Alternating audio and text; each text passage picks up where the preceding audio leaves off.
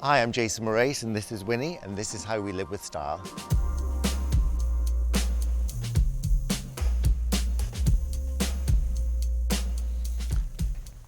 As my job is a global events designer, I spend a lot of time traveling the world, designing and creating parties. I've worked in places like Japan, in America, and all across Europe. I've lived here for 4 years. I bought the house during COVID times. I was staying in a village nearby and kept on walking past the house, and it was definitely one of those moments when you knew you had to live somewhere. We're currently in the living room, which is definitely my favourite room in the house. The living room is actually on the first floor of the property.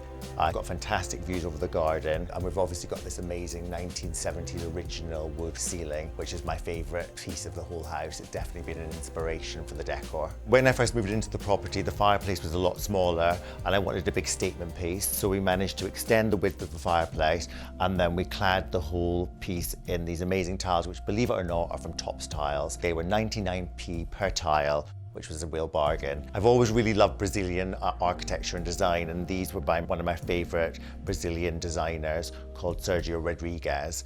What's great about them is there's just basically 4 panels of leather, which are all buttoned up holstered, and they all basically fold in to create the most comfortable seat. All my friends absolutely love sitting in these. I'm 6'4", and it's always been quite a difficult thing finding the perfect sized sofa. So I actually laid down on the floor and measured out the exact length of my body shape, and then created a sofa around it so I would have the perfect length to be able to lie and watch television.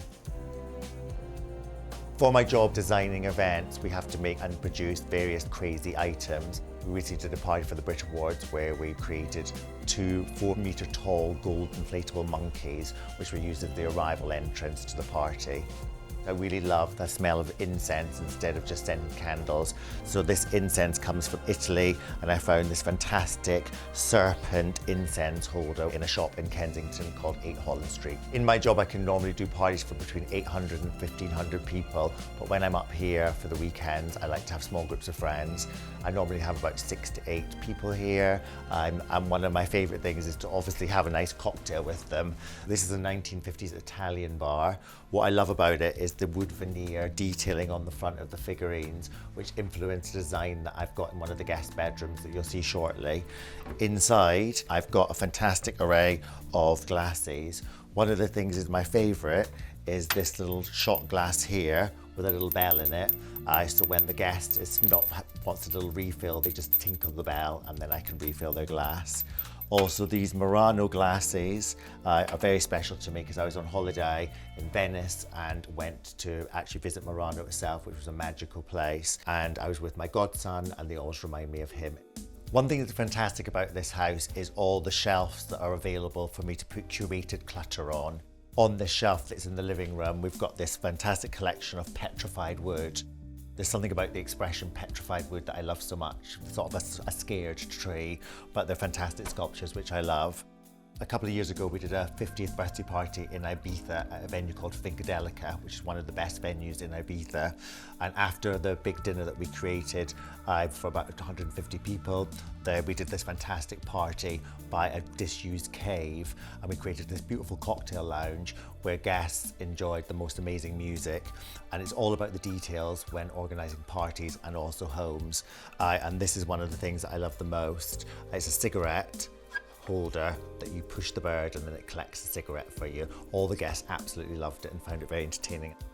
I've actually got a stone dealer who gets me these fantastic bits of crystal and stone, which you've seen around the house as well.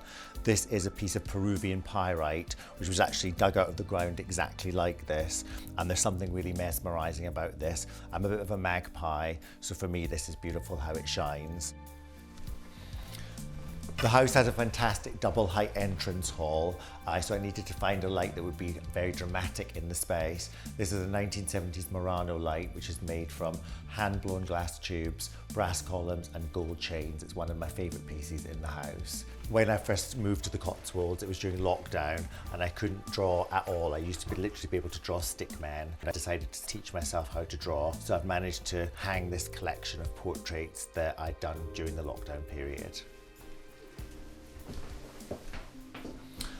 This mirror is by Anthony Redmill. He's known for making these incredible sculpture busts all covered in seashells. The green colour I absolutely love, and this inspired how the rest of the bathroom came together. I then managed to source from my favourite shop, Tops Tiles, these amazing green marble tiles, and then I designed my own vanity unit, which I used the similar green marble on the top and then a roco and brass detailing to create a really special look.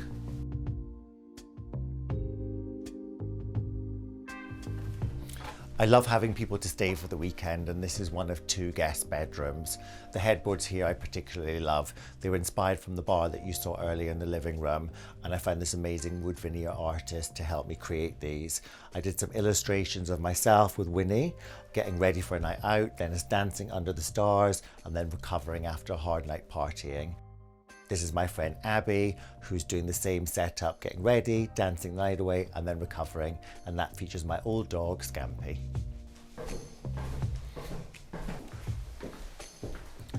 Here we are in the master bedroom. One thing I love about the house so much is all the red wood upstairs, and I wanted to bring it downstairs where the master bedroom is. We found these beautiful planks of wood which are extra wide.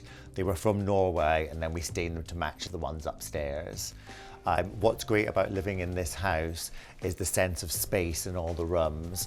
After living in London for many years, everything was so small and compact there, and to have an extra large bedroom is magical. Originally the house was a barn, and there's got some amazing feature windows. It's got very thick walls here, so in the summer months it's nice and cool, and there's lovely windows that I've designed some curtains with Nest Designs, a lady called Lucy Bathurst, and we made them to look like stained glass windows. So in the morning when the sun beams through, you get amazing patterns on the floor. The ensuite bathroom is the only room in the house that is a different colour from off-whites. I decided to do it in a chocolate brown colour and keep it nice and dark and moody and have lots of candles in there. I've also used some amazing Iroko wood panelling to create a sense of warmth in the space, which is a similar range to what I've used in the kitchen cupboards. It's a very magical space. It's just beautiful having long baths with the candles on. So here we are in the kitchen where I spend most of my time during the day. This is the space that I design all my events from. I also spend a lot of time drawing. It was designed by a kitchen designer in London called Charlie Kingham. And the one thing we wanted to do was not have a traditional Cotswolds kitchen in yellow or green. So we went for this rust orange colour, and the contrast with the brass tops and the marble splashbacks gives it a high dramatic look. When we originally put the brass down, it was a very shiny finish, but over the years it's tarnished beautifully, and now I actually really appreciate all the marks. It gives me memories of all the great times I've had in the house. Thank you so much for looking around my home, and don't forget to subscribe to the Times Life and Style YouTube channel.